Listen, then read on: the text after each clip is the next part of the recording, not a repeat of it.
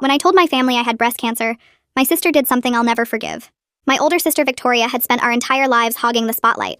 When I got pneumonia at 14, she suddenly started miscarrying a baby despite being a proud virgin.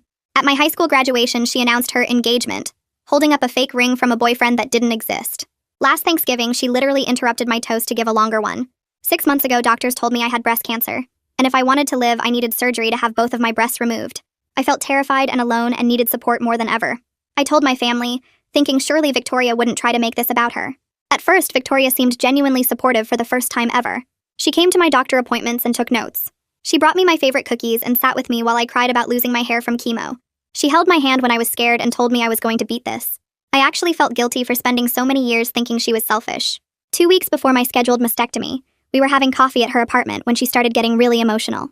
"I've been thinking so much about what you're going through," she said with tears in her eyes, "and I've made a really big decision. I'm getting a mastectomy too, in solidarity with you.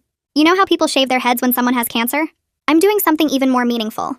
I actually laughed because I thought she was making some kind of weird joke. But then Victoria pulled out her phone and showed me a surgery date scheduled for 5 days before my surgery. She'd already met with a plastic surgeon. She'd already paid a deposit. She was completely serious.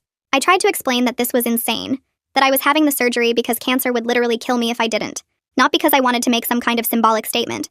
Victoria got offended and started crying harder. "I'm trying to show you that you're not alone in this. I'm sacrificing my body for you.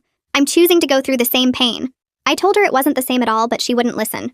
Over the next week, Victoria posted constantly on social media about her upcoming surgery and her journey of solidarity, and how difficult it was to make this choice. She started a fundraiser online for her surgery costs, even though she didn't have cancer, and insurance obviously wouldn't cover it. Strangers donated thousands of dollars, calling her a hero and an angel. She posted crying selfies with captions about her bravery. Victoria had her surgery first, and acted like she was the first person in history to ever go through something difficult. She posted hospital photos, crying videos about how painful recovery was, and long paragraphs about her courage. Our mother stayed at her house for an entire week, helping her recover and cooking all her meals. When I had my actual cancer surgery 5 days later, my mom could only stay with me for 2 days because, "Your sister still needs me. She's having such a hard time adjusting to her new body." I had drains coming out of my chest and could barely lift my arms, but I had to take care of myself because Victoria needed our mother more. At family dinner 2 weeks after both surgeries, our parents threw Victoria a party. They called it a celebration of courage, and there was an actual cake with her name on it.